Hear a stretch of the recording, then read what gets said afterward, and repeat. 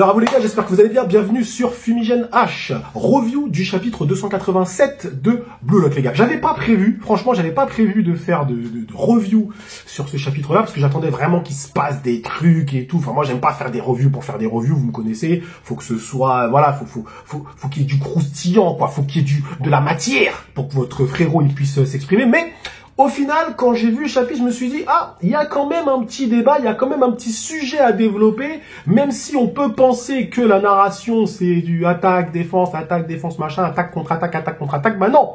Au final, il y a quand même un petit sous-texte qui est développé, et c'est pour ça que je suis là aujourd'hui, les frérots, mais comme d'habitude, vous allez mettre le pouce.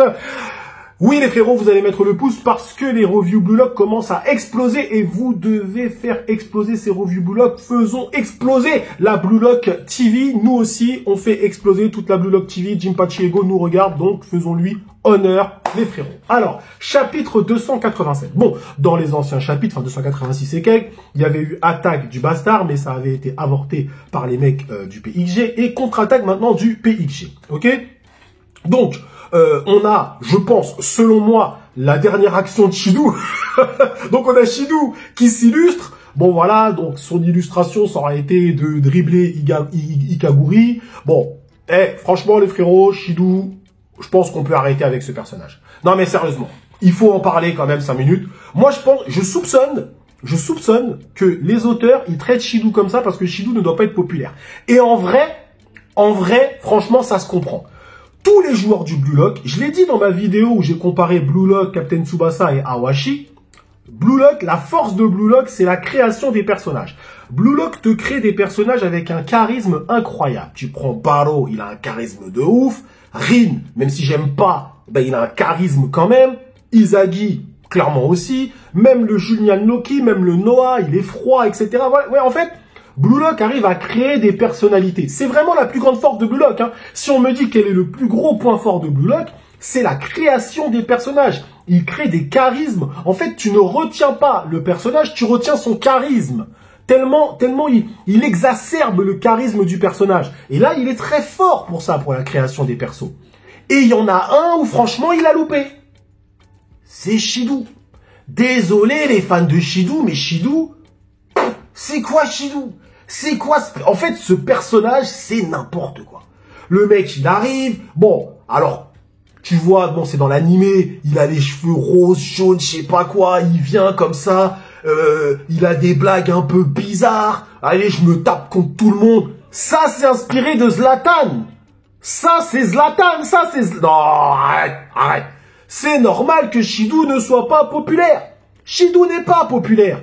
Parce que le gars, en fait, c'est un fourre-tout. C'est un fourre-tout, il y en a un peu pour tout et n'importe quoi. Je me tape, je suis un mec machin, mais en même temps, attention, j'essaie de faire mon beau gosse, mais attention, je suis un démon, mais attends, tu sers à rien, mon gars. Donc franchement, les fans de Shidou, et je sais qu'il y en a, mais pas beaucoup, parce que sinon, ils seraient pas traités comme ça, je vous le dis par les auteurs. Franchement, changez de joueur. Changez de joueur, passez chez Baro. Chez Baro, nous, on est bien, les fans de Baro. On est bien servis. Parce qu'on a un joueur qui est cohérent avec lui-même. Shidou, laisse tomber ce mec-là. Et là, tu le vois dans ce match-là. Il a mis un but, juste voilà. Et c'est pour ça qu'on lui a fait mettre le but dès le début. Hein. C'est parce qu'on a dit, voilà, tu mets ton but comme ça. Après, tout le reste du match, tu sers à rien. Dites-moi, dans ce match-là, il a fait quoi? Il a rien fait du tout. Il a mis un but de la tête, terminé. C'est tout ce qu'il a fait, le mec. Donc, franchement, là, je pense que c'est sa dernière action. Voilà, Shidou, allez, c'est bon, dégage. Après, on n'en parle plus. Est-ce que même il va être réutilisé derrière? J'en sais rien. Mais en fait, il faut le réécrire. Soit il faut le réécrire, soit il faut le développer, soit il faut nous donner quelque chose, soit il faut changer un peu son comportement pourri. Voilà, mais pour l'instant, le joueur n'a pas d'épaisseur scénaristique. Le personnage n'a aucune épaisseur scénaristique. Il n'a rien. Allez-y, les fans de Shidou, dites-moi en zone commentaire quelle est l'épaisseur scénaristique. C'est quoi, là? C'est quoi le biscuit sur Shidou? Il y a quoi à dire sur Shidou? Qu'est-ce qu'il fait? Il met des coups de pied aux gens et tout. Qu'est-ce qu'il fait? C'est quoi Shidou son truc? Donc non, on passe à autre chose. Voilà, le volet Shidou, je le referme tout de suite. Je vous le dis clairement, ce personnage-là, dans ce match-là, il a servi à rien. Il a mis un but comme ça, voilà, juste parce qu'il fallait qu'il fasse quelque chose, parce qu'il lui reste encore un petit peu de fans. Mais je peux vous dire que plus sa fanbase va descendre, plus son intérêt scénaristique dans Blue Lock va descendre, jusqu'à atteindre le néant, peut-être même qui va dégager. Ok? Donc, personnellement, moi, ça me dérange pas, parce que quand tu prends tous les gros personnages, je parle des gros personnages de Blue Lock, ils ont quand même tous une colonne vertébrale, ils ont une cohérence mine de rien. Même Rin qui fait un peu le fou, il a une cohérence scénaristique. Shidou n'en a pas. Shidou n'en a pas. Clairement et simplement. Bref. On apprend quelque chose d'intéressant et c'est sur ça en fait que j'aimerais bien débattre avec vous en zone commentaire, avoir votre avis. C'est que ils vont faire une contre-attaque, Shidou va dire ouais bah nous aussi on va s'allier. Bon, ça c'est un peu tombé d'un camion quand même. Non mais ça c'est un peu tombé d'un camion. À quel moment les mecs se sont dit on va travailler ensemble? N'importe quoi. Au moins Izagi, Kaiser, encore une fois, c'est cohérent. Et là, c'est bien parce que ça nous montre que les génies, eux, ils essayent d'improviser des trucs, mais ils improvisent d'une certaine façon. Tandis que eux, les hauts potentiels, hein, c'était appelé comme ça, je crois, eux, les prodiges, ok, eux, c'est réfléchi, il y a une stratégie derrière. Ok, on va jouer ensemble, machin, ils se préparent psychologiquement, il y a quelque chose. Tandis que lui, il court comme ça. Ah bah finalement, tiens, je te fais une passe. Rin lui-même, il est surpris. Il fait celui-là. Il me fait une passe, comment ça? Attends, et donc personne comprend rien, voilà. Donc c'est sûr que voilà.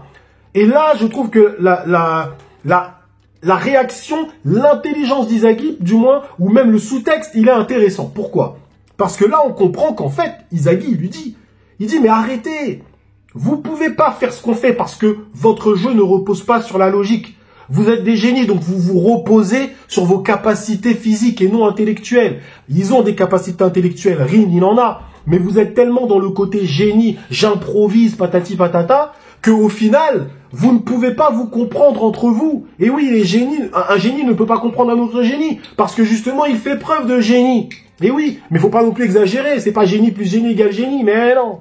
Eh non, donc les génies ne s'additionnent pas. Peut-être plus tard dans Blue Lock, les génies vont pouvoir s'additionner, mais pour l'instant, ils ne peuvent pas s'additionner. Tandis que les hauts potentiels, eux, peuvent s'additionner parce que leur réflexion repose sur justement de la réflexion, de la logique et de la stratégie. Et les génies peuvent pas. Bah oui, l'autre, notre ami Rin, il est là, il joue la langue sortie, il fait n'importe quoi. Comment tu veux que ça se complète avec le jeu de quelqu'un à côté? C'est pas possible. Tandis que Izagi, lui, son jeu repose sur quelque chose, on va dire, de logique, de stratégique. Il avance, machin, il fait des passes à droite et à gauche, ce qui fait que lui, d'une certaine façon, son jeu peut se compléter avec quelqu'un d'autre, parce que son jeu repose sur de la logique. En fait, ce qu'il dit, Izagi, personnellement, je suis d'accord. Alors peut-être qu'après, tu vas avoir un génie de la logique. Tu peux avoir ça aussi. Un génie de la logique, un génie, quelqu'un qui a immédiatement des capacités intellectuelles, voilà, qui est surdéveloppé, un HP, si tu veux, ok?